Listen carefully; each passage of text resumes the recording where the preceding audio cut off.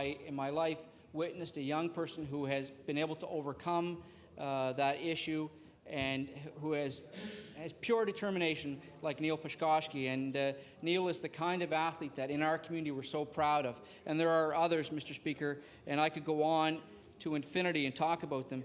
But you know, Mr. Speaker, I won't spend a great deal of time just talking about the constituency that I represent. I'm so proud of them, and I think they've accomplished so much. I want to spend a little bit of time talking about the election as well.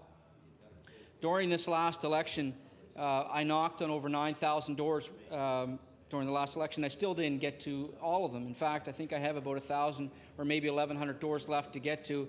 It's my goal to continue knocking on doors until I get to them all. Even though the election's over, I made a commitment to get to every single door. Because of the hard work of the people who helped support me throughout the last election, we were able to increase our percentage of victory by 50%. And I want to thank those people here and now for all the hard work that they gave and committed to me so that I could be here representing them. And the people like David Borden and Florence Patterson and others who worked so very hard for me and to ensure that the democratic process moved forward in Nova Scotia. But as well, it's been a particularly tough year for us in Sackville. We've lost some tremendous community leaders in our community. And I point to someone who's referred to in our community as Mr. Sackville, Glenn Slomwhite. Glenn Slomwhite would be known by members opposite. He was the kind of individual that when you had a job to do, the first person you would call was Glenn Slomwhite. He was a former fire chief. He was the past president of Lake District Recreation Association. He was involved with environmental issues. He was involved as a former municipal councillor. There wasn't a single element of community and social life in our community that Glenn Slomwhite's hands didn't touch. He was involved in his church. He was involved in the heritage. He was involved in our museums. He touched every single element of community life in our community, and we'll miss him a great deal. His wisdom to me over the past 10 years in politics and his advice and support to me, Mr. Speaker, is something that I personally will miss. But more than that, his impact on our community will be greatly lost. I want to point to other community leaders. Dr. Reverend Oliver in the community of Lucasville, a spiritual leader in our community who was able to assist many people in times of their needs and provide the kind of spiritual guidance to his parishioners and to his community. Also will be sadly missed, the community of Lucasville. And in Hammonds Plains, Mrs. Haverstock, 98 years old when she passed away. And Mrs. Haverstock's son, Dennis, I spoke to him just the other day, relayed to me some of Mrs. Haverstock's past politics, and I wasn't aware of this at the time, but her husband ran for the PCs in the 1950s. And her family relayed to me some of the old-style politics and the old meetings, and frankly, her commitment to her community in Hammonds Plains over her 90-some years was something that community and her family will sorely miss. But I want to as well spend a little bit of time, and I digressed a bit, and talk about an opportunity that I've had over the past 5 or 6 weeks, and that is the opportunity to serve as the Minister responsible for Service Nova Scotia. It was mentioned during Service Nova Scotia Municipal Relations, as well as the African Nova Scotian Affairs Office. And it was mentioned during the throne speech about Nova Scotia implementing the first Office of African Nova Scotian Affairs. And I've had the opportunity, Mr. Speaker, in my role as Minister responsible for African Nova Scotian Affairs, to go out and meet with Nova Scotians across the province. And I met with African Nova Scotians, Black Nova Scotians in communities in Sydney, in Guysborough County, in Antigonish, in Halifax and Dartmouth and Preston, in Lucasville and Hammonds Plains where I live. This week I'll be heading down towards Shelburne County and Yarmouth. I've been down throughout the valleys, and I want to say how grateful I have been for the amount of support that those individuals, those community leaders, have shown me over the past 4 and 5 weeks, and the advice that they've given me. Mr. Speaker, it's made this job, developing a new office, a whole lot easier, because frankly, without that kind of support and without that kind of advice, it would be a daunting task. And I'll say this, that even as recently as today, I met with a community leader who provided some advice. And it's those types of people that make this job as politicians, we, the political leaders, a lot easier, because they're able to convey to us directly the sentiments and the concerns of their communities, and then we're able to bring those back here and to have those concerns and sentiments addressed. And Mr. Speaker, it's with that I thank the Premier for selecting me to be the first minister, and I look forward to this office becoming a very productive office, implementing many of the recommendations that have been before government for decades, and meeting the needs and the expectations of those people and those communities that so dearly need to be met.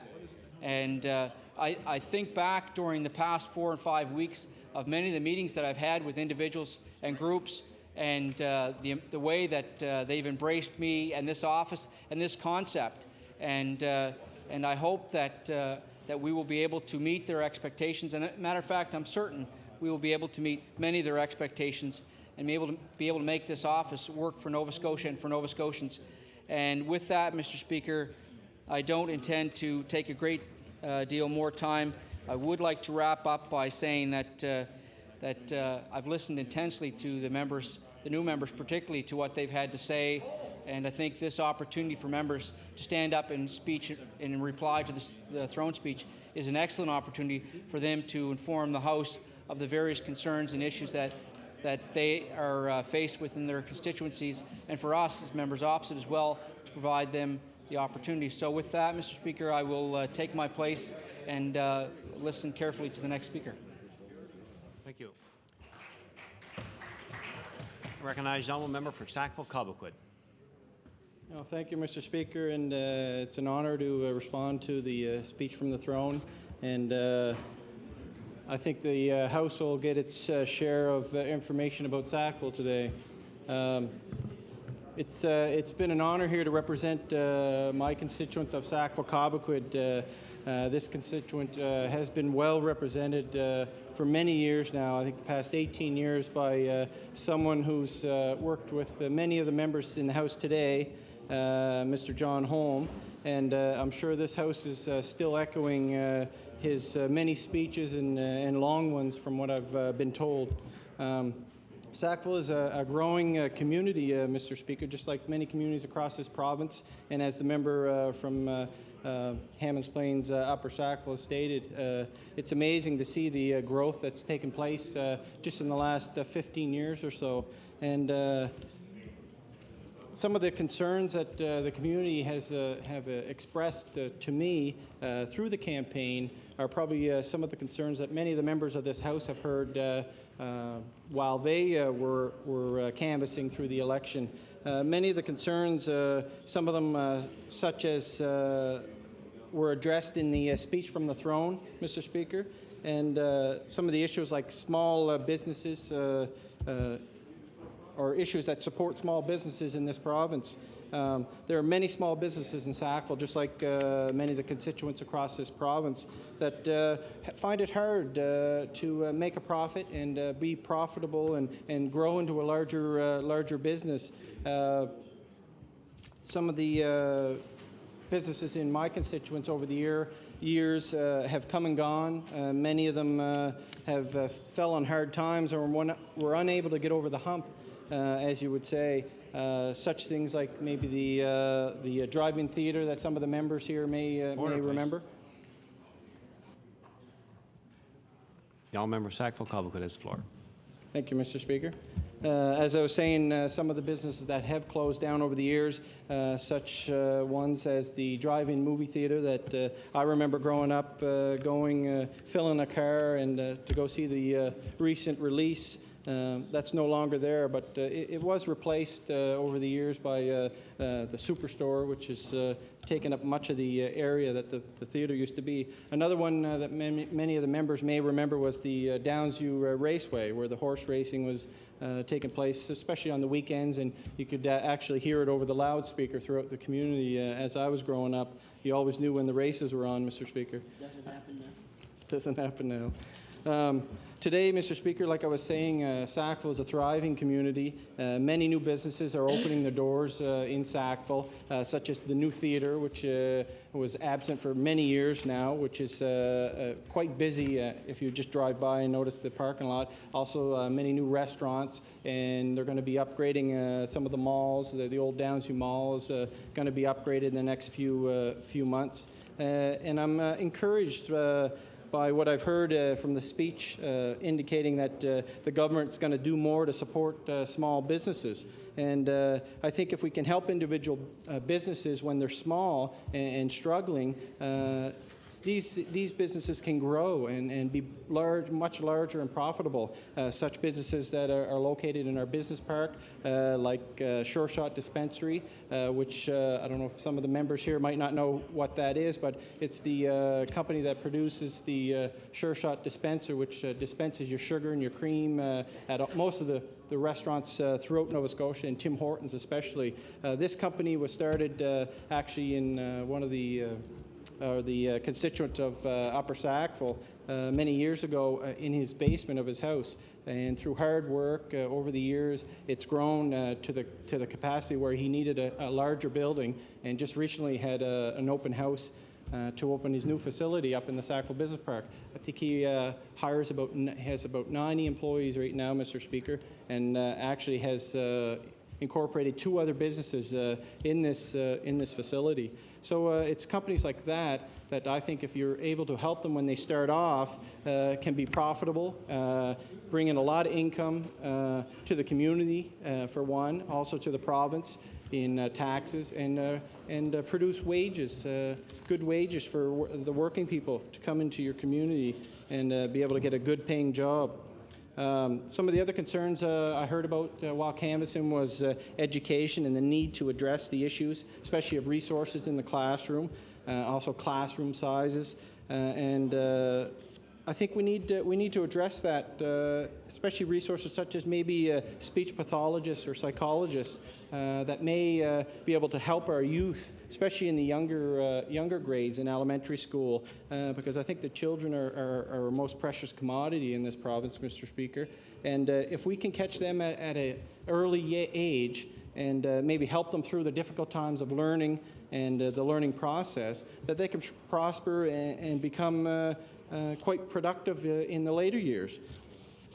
In the speech from the throne, we heard about kickstarting the Ready to Learn program and the province doing more to support special needs students, which I'm encouraged to hear about.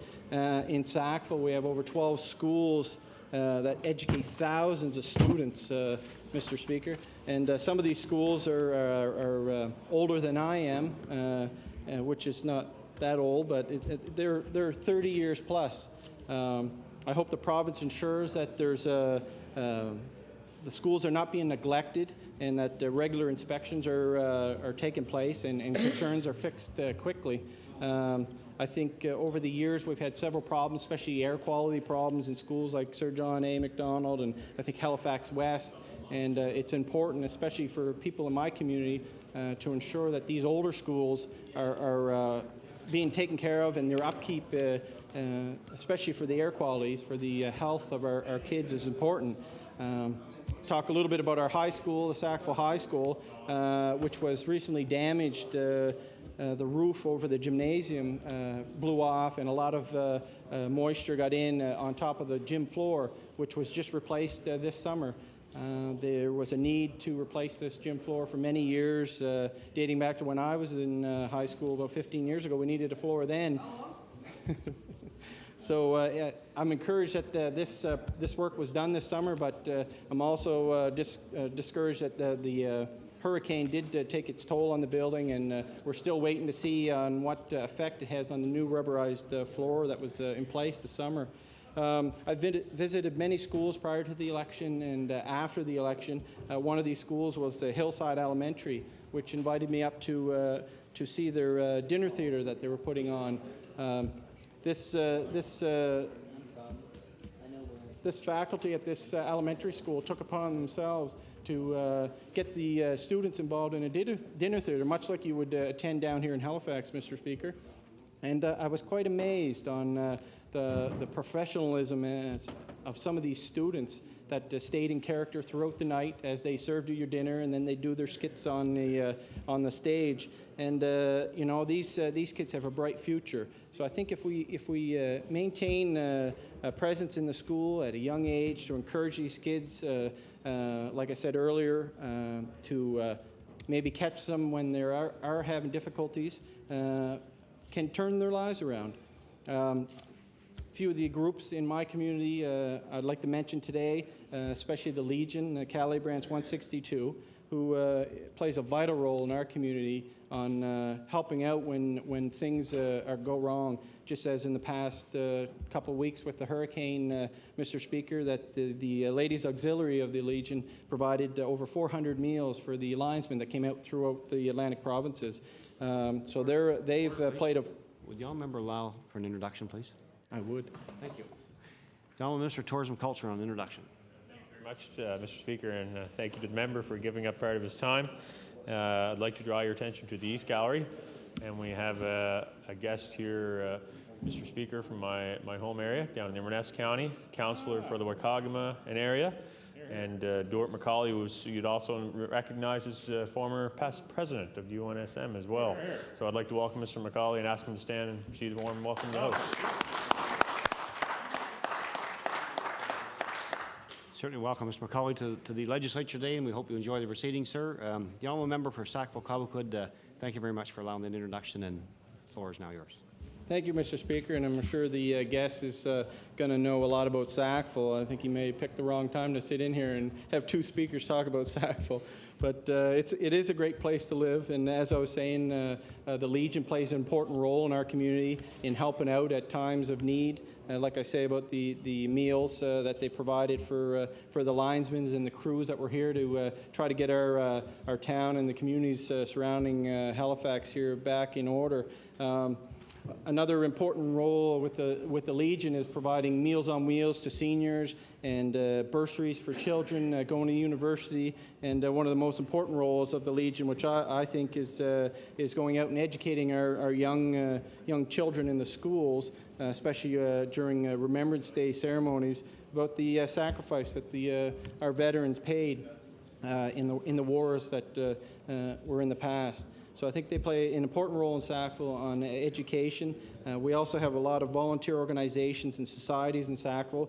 Some of them, really, the volunteers there give thousands of hours to the community. Such things as the Sackville Volunteer Firefighters Organization, which is attached to the Halifax Regional Municipality Emergency or Fire and Emergency Services. Sackville started years ago with a volunteer fire department, which over the years led into being able to incorporate a full-time fire department there. So we have a composite department where the full-time firefighters are there 24 hours a day, 7 days a week, but also call on the volunteers to assist on many calls, if not all the calls, everything from brush fires to structure fires to medical emergencies.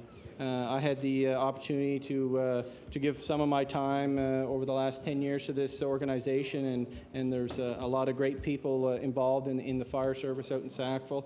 As a member from Upper Sack or Hammonds Plains Upper Sackville mentioned of Mr. Slomwhite, who was instrumental in developing the fire service out in Sackville, along with another co-founder, George Atwood, who was an important figure in our community whose involvement with the fire service was instrumental to get it to where it is today.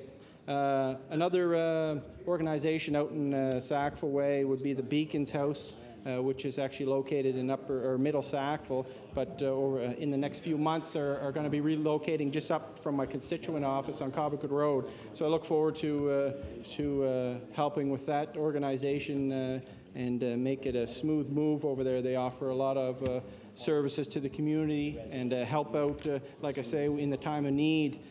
Also, we have Boys and Girls Club that also takes care of some of the issues about our youth and keeping them involved and active. because I think if you keep the youth active, Mr. Speaker, that they will stay out of trouble and they'll be more productive. They'll be able to learn more in school and hopefully succeed in future in what they want to do when they grow up. Also, we have the Lions Club and the Kinsman Clubs and the Canets, who raise thousands and thousands of dollars in our community to support people that need extra help. Like many members said before, that nowadays it's harder and harder to stretch that dollar, and it's important societies and groups like this in my community and just like across the province that really come to the aid of individuals when they need help. Also, the needs for our seniors are taken care of with a couple organizations out in Sackville, the Silver and Gold Club, which is one of the organizations made up of seniors. Also, the Sackville Seniors Advisory Council. And they provide a lot of services to the seniors in my community, things like doing their taxes at tax time, to even having computer classes where seniors can come into their organization and learn how to use the computer, learn how to use the internet, which is amazing to me when someone at an older age or seniors take the interest to learn about the internet. I know how hard it is at my age to get a grasp of how things are changing over the years and the use of internet for a lot of the deeds that we do every day. So they play an important role in Sackville. Also, Sackville heritage preservation is important. We have a lot of communities or societies in our community that deal with the heritage of Sackville and trying to keep that recorded, and artifacts, such thing like the Sackville Community Development Association, who help by making Sackville a better place to live. They include some of the functions that they put on throughout the year, like Patriot Days, which we have on the July 1st weekend. They host a parade every year with thousands of people getting involved, and I attended this year, and it was usually I go away on the long weekend, but it amazes me how many functions and how many festivals go on through the long weekend, especially on Canada Day. They also planted and maintain the Sackville Heritage Rosebush hedge, which if some of you are aware of how Sackville, when you come into Sackville off the highway, is when you first come in, the first building you see on the right is the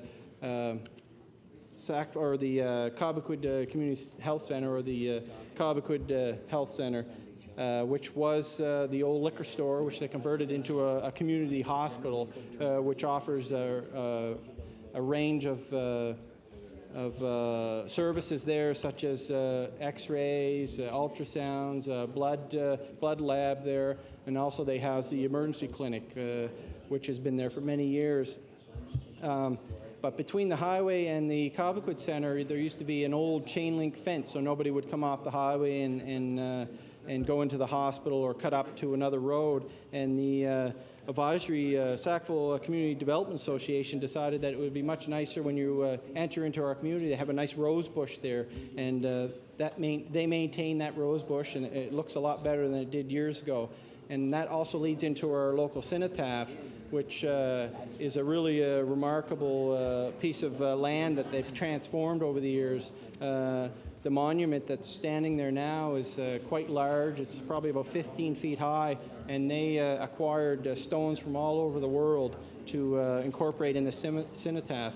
And beside the cenotaph is the Fultz House Museum, which is one of the first houses in Sackville. And this provides a great opportunity for visitors or even the people from my community to go down and learn about how Sackville grew over the years and how it came from really homestead feel, farming and fishing in some of the lakes and that, to what it is today, really a bedroom community. And it's their job to keep these artifacts in good condition and really to maintain the museum. It's quite the spot. The Fultz House also is a great community gathering spot in my community, with hosting teas every Tuesday and luncheons, where communities in the groups in the community, can go every Tuesday and serve tea and sandwiches, and it's a fundraiser for the Foltz House. So it's always well attended. Anybody who's anyone usually ends up there at one point or another throughout the summer. And it's a great spot to get your organization promoted up on the sign as you come into Sackville by hosting one of these teas, and it's a good fundraiser for the Foltz House. In Sackville, there's a couple organizations that help with environment and developing parklands. One of them is the Sackville River Association, which has been working very hard to get the Sackville River back to a pristine river that it once was years ago, with abundance of fish and salmon coming up. And they really have worked hard over the years to bring this river back to life. And even up to a year and a half ago, when we had a bit of an environmental emergency in the lake where thousands and thousands of fish were killed during some recent construction. But they're working hard, and I've seen them there this weekend trying to make sure that the river is being looked after, and they play an important part in maintaining the environment of that area. Also, we have the Second Lake Regional Park Association, which over the years have worked hard on securing land around Second Lake to develop into a parkland, especially a passive parkland area with walking trails. They've, over the years, have lobbied the government, especially the Housing Department and the Department of Natural Resources, and they've secured a lot of that land, especially with help from our past MLA, John Holm, and I really appreciate the government at the time and the department's really working at maintaining parkland in our area. If any of you have been out in Sackville lately, there's a lot of homes there. So I think it's really important for us to maintain parkland. As you've seen the devastation in the public gardens and Point Pleasant Park, these parks have been around for hundreds of years. And as people say, people come and go, but the parkland, I think once you get it up and transformed into a nice area, it's going to be there for many years, Mr. Speaker, well beyond my time here on this earth. In Sackville, we have... Order. I wonder if the honourable member would allow permit time for an introduction. Sure. Thank you. The Honourable Minister of Human Resources. Marg Forbes. She is a resident of the town of Bridgewater. She's an elected school board member for the South Shore District School Board, currently serving as the president of the South Shore 2004 Celebration Association, which is marking the 400th anniversary of the French explorers arriving at Green Bay and then proceeding down the South Shore around to the Minas Basin. Mrs. Forbes, would you please rise and be recognized by the House?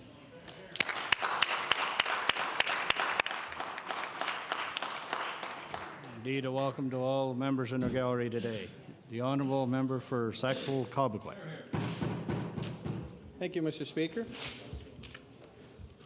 So as I was saying, in our community out in Sackville, we have quite a number of sports organizations, and I think it's important in getting our youth involved in sports where it develops, I think it develops a strong mind as it develops a strong body and enables them to take the tools learned when training and competing into the classrooms, and hopefully enables them to be more successful in life, Mr. Speaker. Some of the groups, such as the Sackawau Canoe Club, which has been producing world-class rowers for many, many years in our community, have gone on to worldwide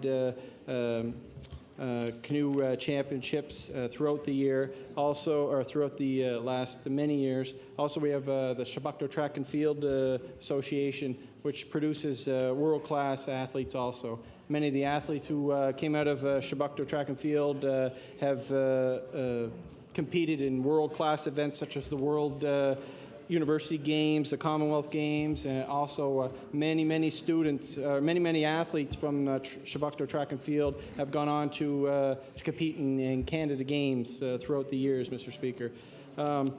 But during my time canvassing throughout the election, the number one concern was still health care, Mr. Speaker. And I think just like many members of this House have heard many issues and many questions come up throughout the campaign about health care and where it's going, and hopefully trying to save what we have.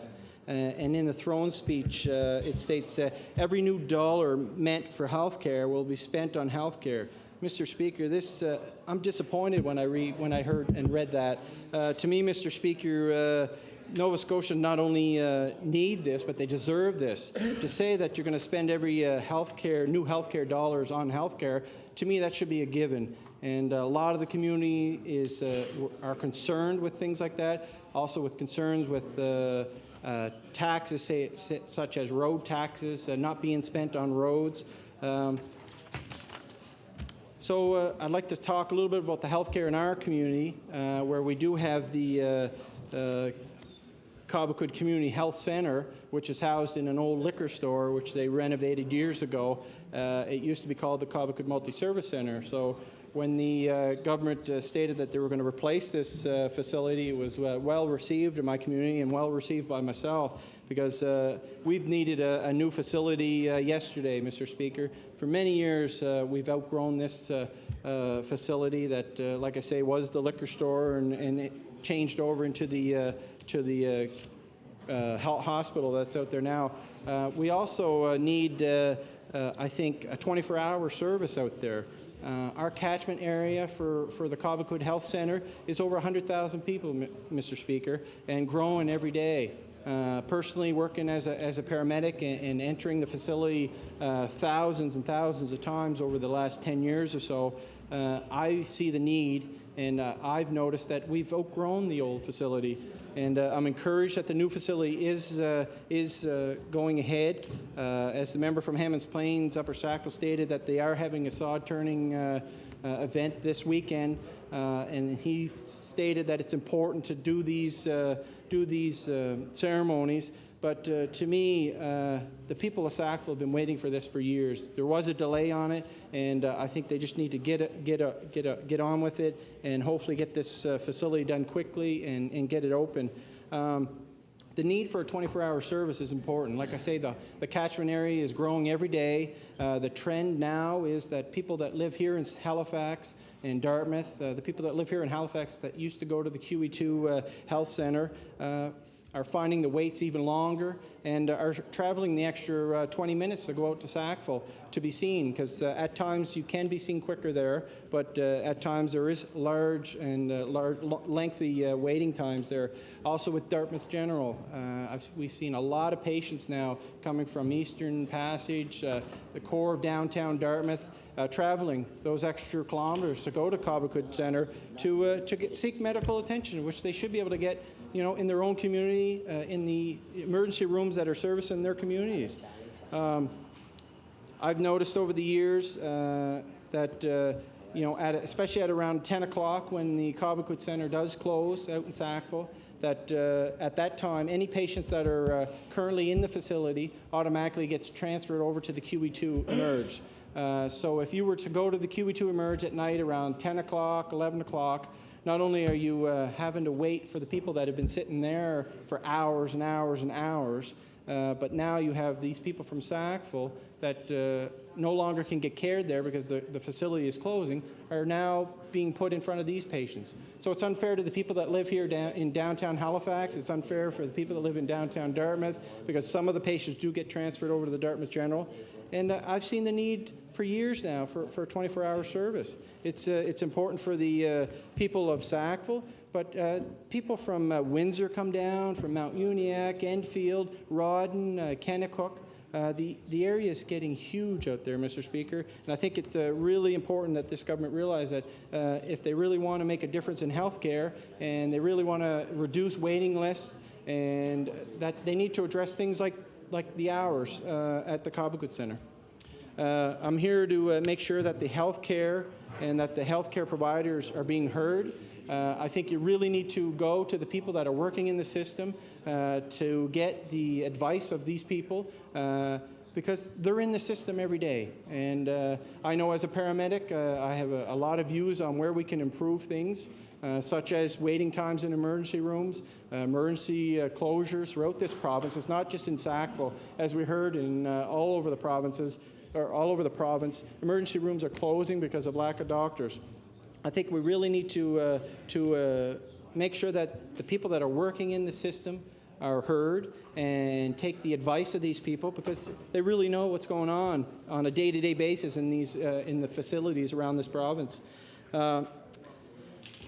In closing, I would like to thank all the healthcare workers who helped out my campaign. I mean, I had nurses, LPNs, group home workers, firefighters, and most importantly, I want to thank my colleagues who, without their help, I don't think I would have decided to come and enter into this process, but I want to thank all the paramedics of this province.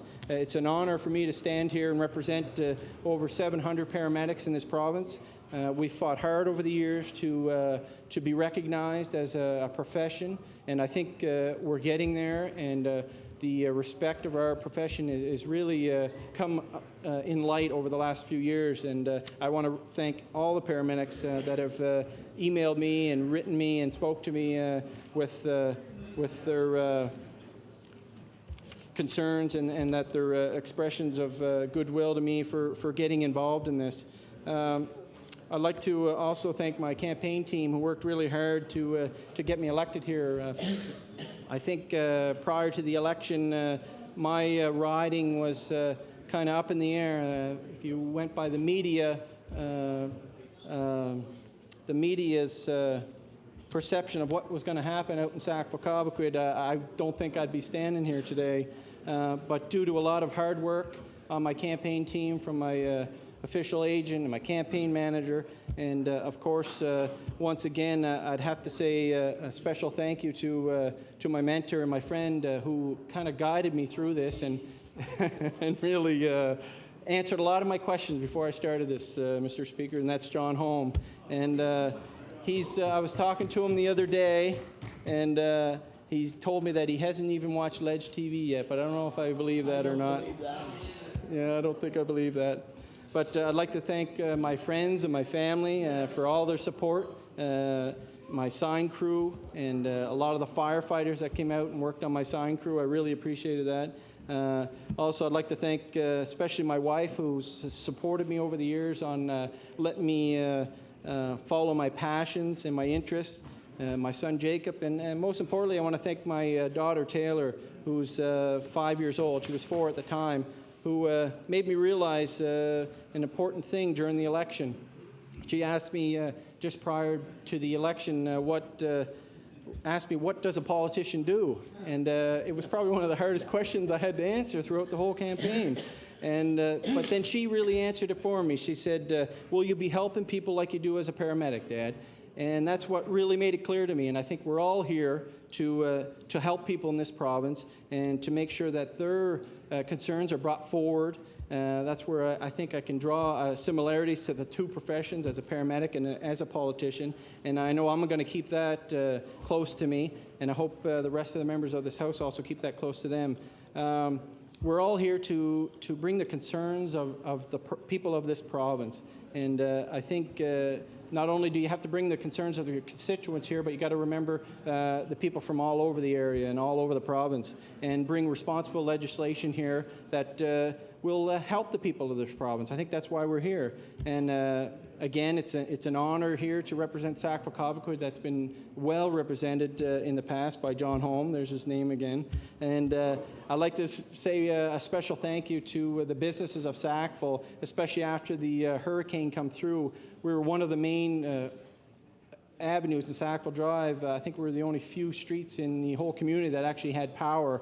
And a lot of businesses a lot of residents came out to Sackville to fill up on gas, especially, and things that they needed to get through this hurricane. I think it's the first time in my life that I heard that the RCMP actually barricaded the entrance to Sackville and wouldn't let anybody come in. So I'm encouraged that so many people wanted to come to Sackville.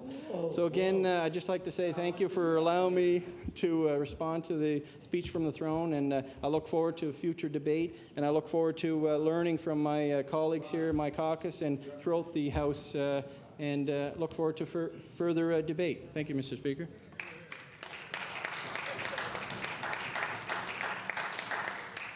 Thank you. Now recognize the Honourable Government House Leader. Mr. Speaker, I wonder if I could have the unanimous consent of the House to revert to the order of business reports of committees. Agreed? Thank you, Mr. Speaker. Committees. Mr. Speaker, on behalf of the Chairman of the Committee of Law Amendments, I'm directed to report that the committee has met and considered the following bills. Bill number 8, an act to amend Chapter 14 of the Acts of 2002, the Volunteer Protection Act, and Bill number 15, an act respecting court jurisdiction and the transfer of court proceedings. The committee recommends these bills to favorable consideration of the House without amendment. And Mr. Speaker, on behalf of the Chairman of the Committee on Law Amendments, I'm directed to report that the committee has met and considered the following bills. Bill number 7, an act to amend Chapter 246 of the Revised Statutes 1989, the Labor Standards Code, and Chapter 494 of the Revised Statutes 1989, the Vital Statistics Act, and Bill number 10, an act to amend Chapter 300 of the Revised Statutes 1989, the Municipal Election Act. The committee recommends these bills to favorable consideration of the House with certain amendments. Or these bills be referred to the Committee on the whole House on Bills.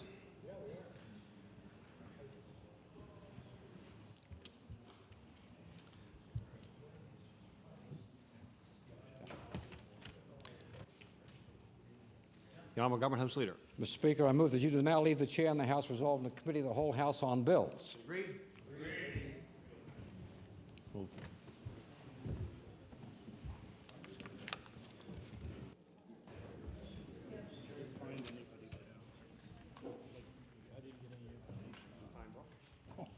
Kevin's right there.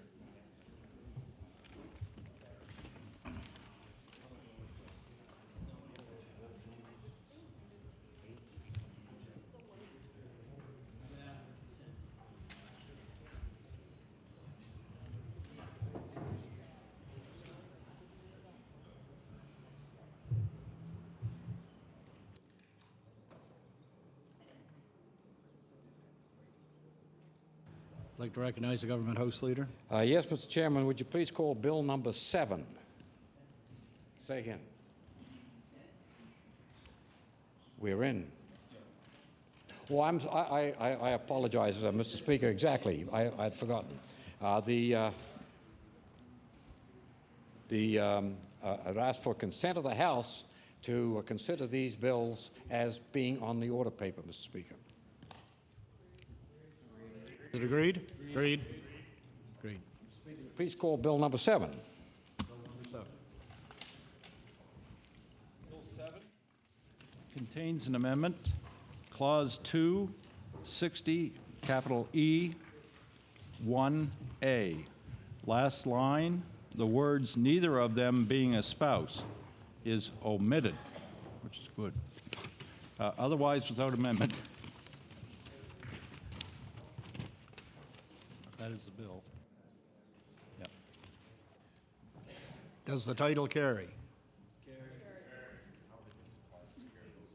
Is the clause carry as amended? Carried. Shall the bill carry? Carried. Bill is carried. Recognize the Government House Leader. Mr. Chairman, would you please call Bill number 8? Bill number 8 has been called.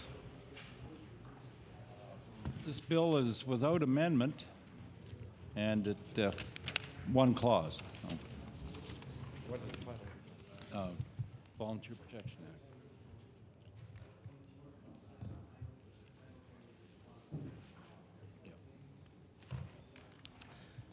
Very well. Does the title carry? Carry. There's no clauses. Does the bill carry? Oh, the clause carry? The bill carried.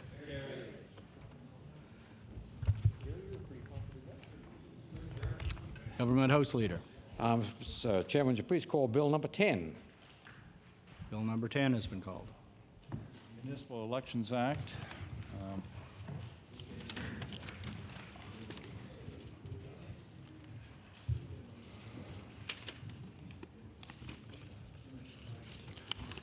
There is a new clause added to the bill, a new numbered 5, and it reads, subsection 31, sub 2 of chapter 300 is repealed.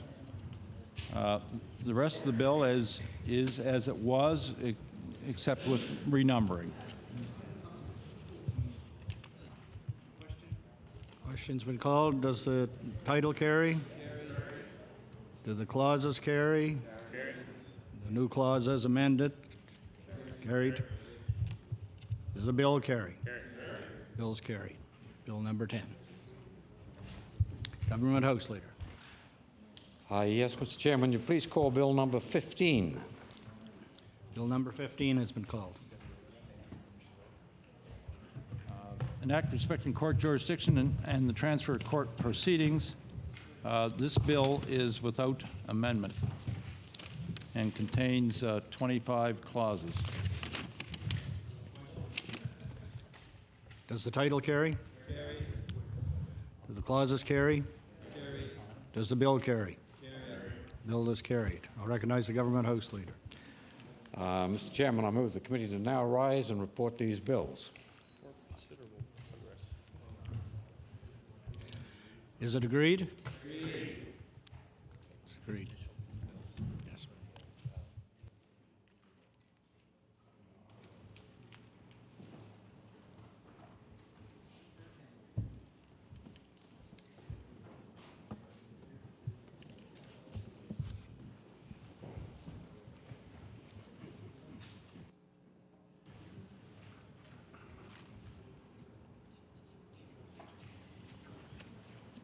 Chairman of the Committee of the Whole House on Bills reports.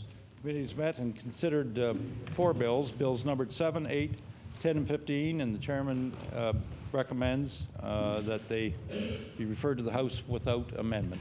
Agreed. Or these bills be read a third time at a future date. The Honourable Government House Leader. Mr. Speaker, I believe that concludes the business of the House for today.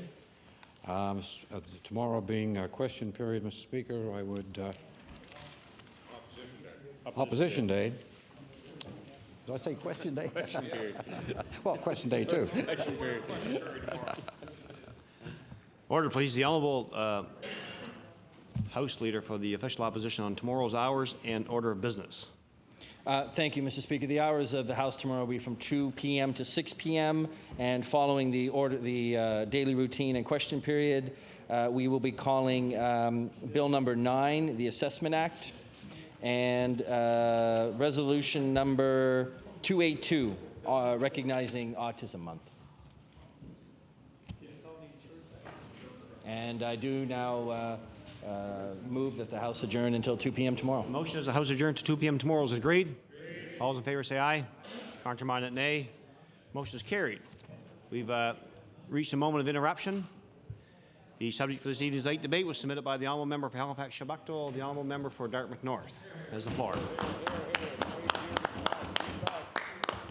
Thank you, Mr. Speaker, and I want to commend my colleague from Halifax Shabukdale, Howard Epstein, for bringing forward this resolution. The resolution reads as it is. Therefore, be it resolved that the province should immediately provide emergency assistance for those without food, shelter, or means of earning their livelihood as a result of Hurricane Juan. Mr. Speaker, we are now in today, I believe, 16 of Hurricane Juan. And I do know, Mr. Speaker, that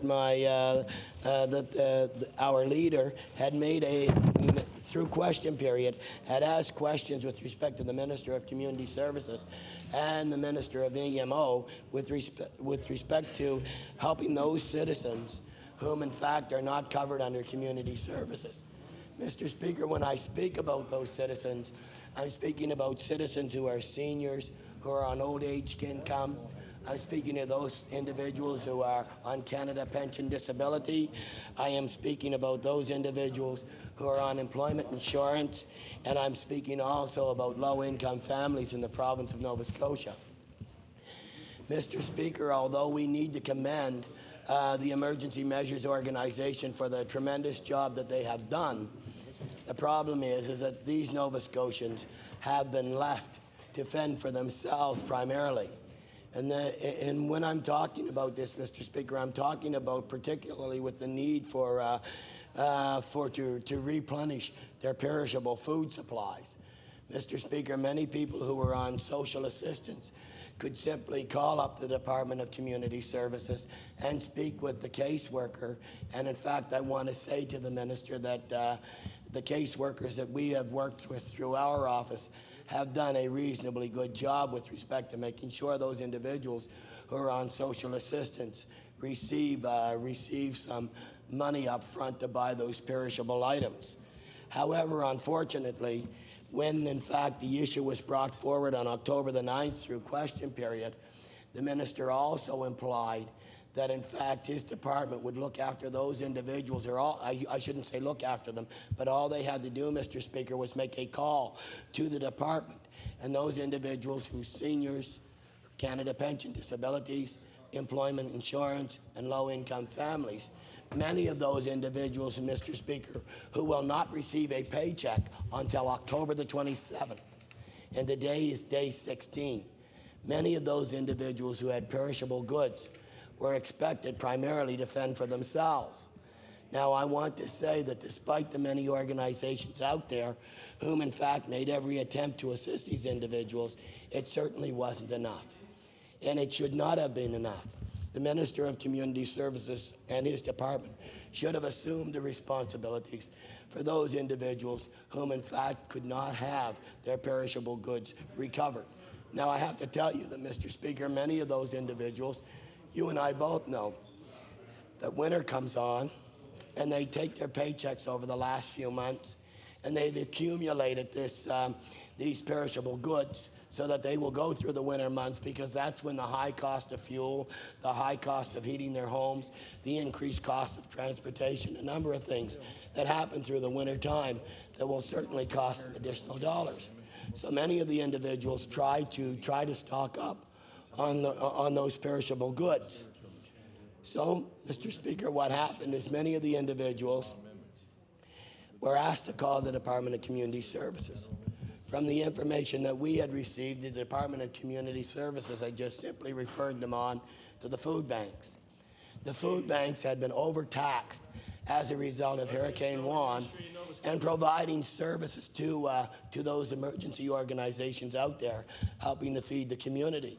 And I can tell you that the food bank at Steers Memorial Church in Dartmouth North, the Church of Nazarene, which in fact provided hot meals and provided shelter for those individuals, obviously did a great job.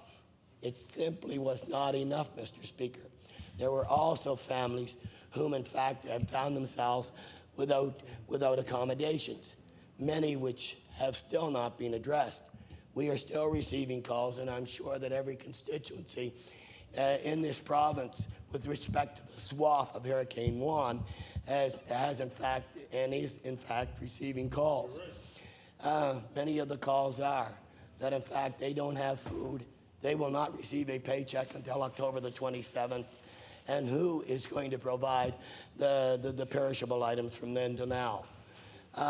The fact is that the Department of Community Services relies upon these individuals to fend for themselves, and to go out there and to go to the food bank is totally unacceptable, Mr. Speaker. This here was a tremendous disaster.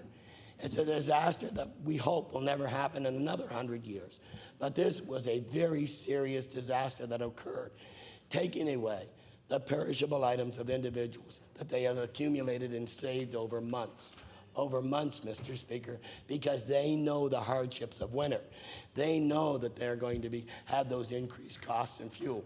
They know that they're going to have those increased costs in transportation. They know they're going to have those increased costs in snow removal and so on. So they prepare themselves for that period of time in which the hardship is going to come. And they're accustomed to this because they live it year in and year out. And they have become very frugal individuals. Very frugal individuals, Mr. Speaker, whom this province has not even made today an attempt to address the needs of filling their refrigerators, providing the food on their tables for their young people. I do know that, Mr. Speaker, in the 1999 Tory election campaign, that in fact the Tories prided themselves on working for the best interest of low-income Nova Scotians. And they put a whole lot of emphasis on working poor Nova Scotians with respect to making sure that they were going to be at least protected and at least serviced by this government.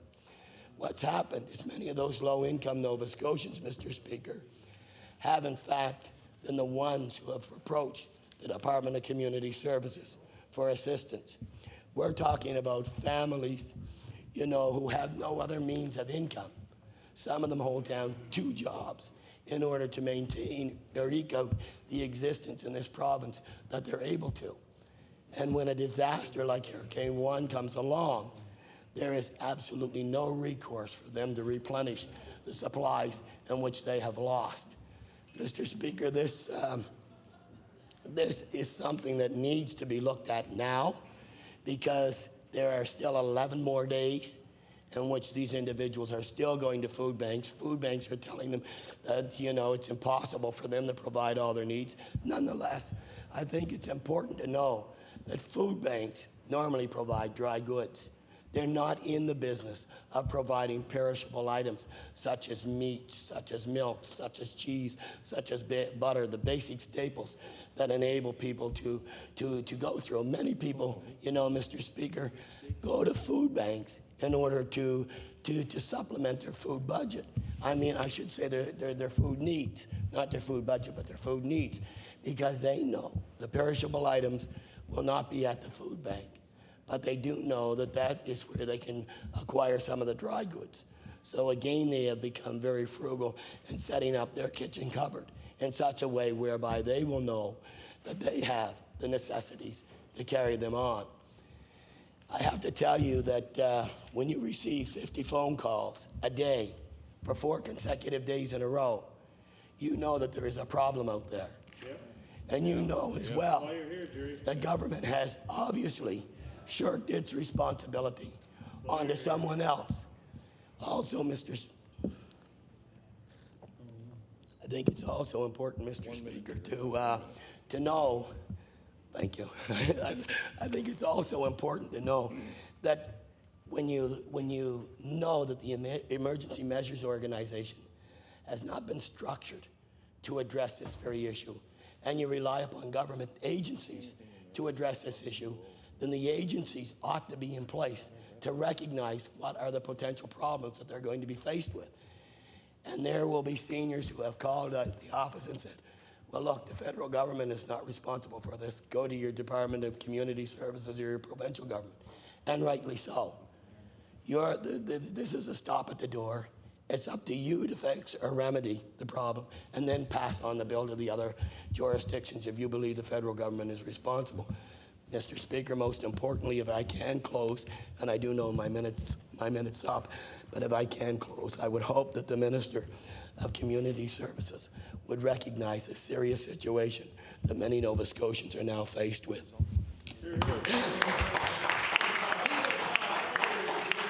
Recognize the Honourable Minister of Community Services. Yes, thank you, Mr. Speaker, and I want to thank the member opposite for bringing this forward. I would describe the member as a very caring person, and ever since I've known him, he's always shown his concern for those that are less fortunate in the community. So I appreciate the spirit with which he brings this forward. I also appreciate his comments about the work of staff during this. I'd like to speak on that during my response. Because staff really went above and beyond the call of duty, but yet it was entirely consistent with what I would expect of staff that have devoted their lives to working with people that at least for the time being, are perhaps down on their luck and need some assistance. So it is entirely in keeping with staff's character, and they certainly did rise to the occasion. As a way of background, for those that are just listening in on the debate, the reason that Community Services is involved with Hurricane Juan in this case is that we are the department that are responsible for emergency social services. And emergency social services, Mr. Speaker, basically refers to emergency food and shelter. And in that regard, we have a relationship with the Red Cross. We pay them a retainer to organize the volunteers and to work with them and with us and with the other emergency measures organizations to provide that temporary food and shelter in the case of emergencies such as we have just encountered here with Hurricane Juan. And it was really quite an experience, I can tell you, Mr. Speaker, going through this. I can recall on the first morning coming into the department after the power was back on. It was Tuesday morning, and there was about 4 employees that were in first thing. And it was interesting because I had the good fortune of coming in from the valley that somehow or other managed to miss the devastation of the hurricane. It's really quite extraordinary. I was going to come in on Monday night until I heard that they canceled the session that day, and it just seemed surreal to me to think that Halifax could be in the dark because we never even lost our power.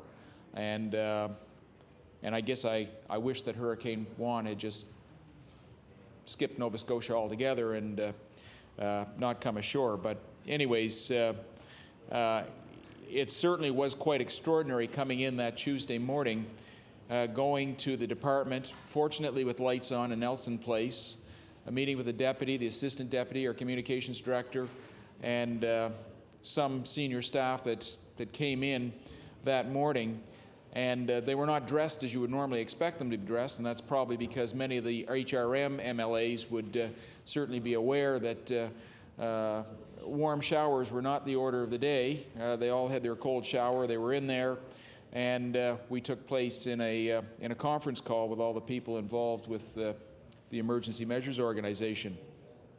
And it was wonderful to see the way that people were pitching in, rolling up their sleeves, and how things went forward from there. The subject did come up of emergency food. We talked about the fact that food was going bad in the freezers. As a child that was brought up in a house that my mother in particular did tell us the stories about hungry children in less fortunate areas of the world, and that is something that's always stuck with me. And it was really difficult to hear that this perfectly good food was going to waste. But you know, there's a silver lining to this, Mr. Speaker, because as the Red Cross started to mobilize, people started to come forward. And the first one, and I'm going to put it on the record for this company because I think they deserve credit for it, is M&M Meats perhaps recognized that they had a situation with freezers full of perishable goods, and they came forward and they offered this. And that was just the start of an avalanche of contributions. And then the volunteers started coming out. And Mr. Speaker, on one occasion when I went out to view the Red Cross headquarters and what was going on there and some of the activities that they were carrying on, it was nice to bump into the young people that were there. They'd rolled up their sleeves, they'd come out, and their concern was, and this particular young man's concern was, that there'd be more King's College volunteers there than any other university, and what a healthy competition that was. For the honourable member who I think missed that comment, is that the university students were having their own competition to see which institution could volunteer more during the aftermath of the storm. What a wonderful reflection on the people of this province. I mean, it's really extraordinary. When they have storms like this in some other places in the world, what you hear about is not how people open up their doors and roll up their sleeves and let their neighbors use their shower if they're fortunate enough to have hot water, or to provide the food from their freezer, which is going to spoil unless it's put to good use and so ends up in community barbecues. What you hear in some places in the world is how when the lights went out, bad things happen in the dark. You just really did not hear virtually any of that during the aftermath of Hurricane Juan. Now, some may have gone on, but that was certainly not the focus. The focus was on the character, the giving and caring nature of Nova Scotians. And within the department, by Tuesday night, the instructions went out for the caseworkers to please go to the emergency shelters and man the phones, because we're not immune from having the power out, and we lost all of our local offices. All 5 were down at one point in time, but the caseworkers were out there. They were working nights. They were taking telephone calls. They were issuing food vouchers for people that were without food because they had invested their monthly check from the previous Friday, and it was going bad in the freezer. And they put in long nights. They put in a long week. They worked through the weekend, and I do appreciate the member acknowledging that, because that's very important, I think, for staff to hear that from all members of this House. And also, it's important for them to hear the appreciation from the people that they did serve during that time, and clients really were very appreciative of what was being done for them.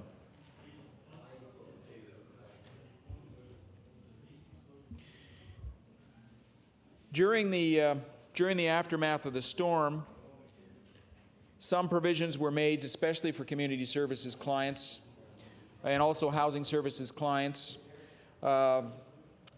People from housing services were around delivering food and water to seniors in seniors complexes immediately afterwards, and to some of our public housing, where we felt that perhaps the tenants were a little bit more vulnerable, and they wanted to make sure that money would not prevent them from having adequate food and water. So this was done.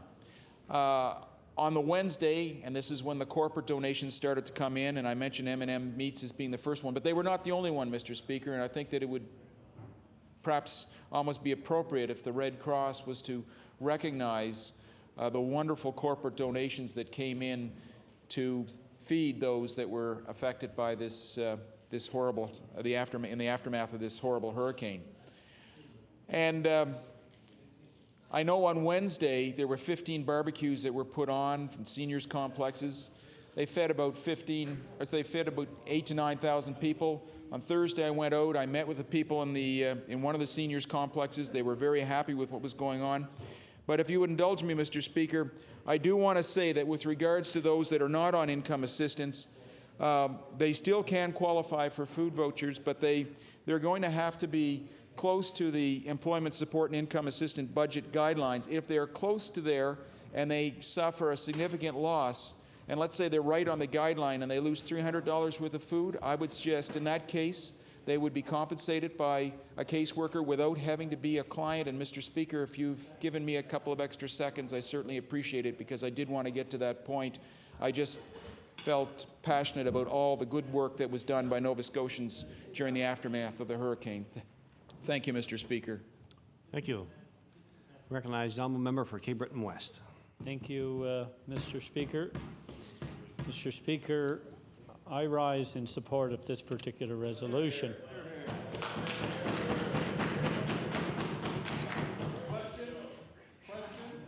Just for clarity, Mr. Speaker, the resolution says, therefore, be it resolved that the province should immediately provide emergency assistance for those left without food, shelter, or means of earning their livelihood as a result of Hurricane Juan. The most fascinating part about this entire issue, Mr. Speaker, is the fact that the government has never quantified, and perhaps rightfully so, maybe not, or even put an estimate on the total cost of Hurricane Juan. I've heard the government banter around the figure of $100 million. Obviously, they must be using that as a benchmark, because they come up with their announcement last Friday of $10 million, which would be 1/10 of the federal provincial cost shared allotment. But I've heard in recent days, Mr. Speaker, the fact that the cost of Hurricane Juan is substantially higher than that, anywhere upwards to in excess of $300 million. Mr. Speaker, there are a lot of people in Nova Scotia that are affected. There are business people, there are people that work every day that have been forced to forego going to work, the average family, and certainly those on low and fixed income. And very importantly so, Mr. Speaker, the working poor of this province, which represent a fairly substantial number that I think the government should be paying some attention to. Now, the honourable member that introduced this resolution obviously recognized that we're not just dealing with those who are in receipt of assistance from the Department of Community Services, and I think that's good. What the minister has stood up and waxed eloquence about is about all the good things that others have done, and indeed the very substantial efforts that were put forth by members, staff within his department. But that's not the issue, Mr. Speaker. The issue is that the government hasn't taken a leadership role in providing substantial resources, in particular financial resources, to help those people who have fallen through the cracks, Mr. Speaker. We are still dealing with the effects of the flooding from last year. And I've heard estimates that at best, only 1/3 of all those who have applied have received any form of assistance. And even at that, Mr. Speaker, the assistance they've received is very meager. And in some cases, I've heard reports where EMO has rejected their application for assistance and then found that there was such an uproar in certain communities, certain counties of this province, that they said, oh my heavens, we better get the numbers up to at least show that a good percentage of the people that applied have indeed qualified and received assistance, albeit that they've only received maybe anywhere from 10% to 15% of what they were actually seeking. So the government can kind of move the numbers around to set its own agenda and make it appear like it's doing a lot of good. But the fact of the matter is, Mr. Speaker, a lot of people have been left out in the cold, even from the last disaster that hit Nova Scotia. Now, Hurricane Juan, the unfortunate issue about the fire alarm system, the electric versus the battery operated, and the government's talking is, what a wonderful discovery. What a wonderful discovery that perhaps it's time to put battery operated fire alarms in these public housing units. Well, anyone that applies for a permit and has to build a new home in HRM today, they have to have a battery-operated fire alarm. So why is it, if it's good enough for anyone that's building an HRM to have not only the electric but also the battery-operated, it's now a requirement in code in HRM, why isn't it good enough for that minister and that government to protect the vulnerable people in the province? What the minister has refused to say, it's all about money. The government refuses to commit the resources to help those people who are most in need. Mr. Speaker, that's a classic example of the government saying, oh, we're going to study it, and we're going to examine it. Well, that's a code word for saying, let's put it off, and let's try and find as many ways as possible not to spend the money. Let's not allot the resources to help those people who are vulnerable and can't look after themselves. To heck with them, because that's not our conservative agenda, which is generally pro-big business, Mr. Speaker. So I think that's totally unacceptable, Mr. Speaker, for the minister to get up on such an important resolution and talk about all the wonderful things that other people are doing, but never, as a minister, responsible in this department, to stand and say, this is what I, as a minister of this government, a minister responsible for looking after those who are in most need, this is what I'm going to do. He hasn't done that. Passed out some food chits, of which there's still confusion as to whether some of these people have to pay it back or not. The minister says, I've communicated that to my deputy minister. Well, I've heard that story before, Mr. Speaker. I've heard that story before. Maybe the deputy minister and or the minister should go and make sure all the frontline workers are aware of this. This is not like going to like a movie and deciding whether you want to buy popcorn or not.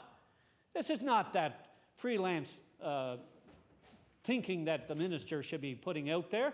Do something and accept the responsibility in a very serious fashion. Mr. Speaker, what about all those individuals that have now had to go and buy additional food resources?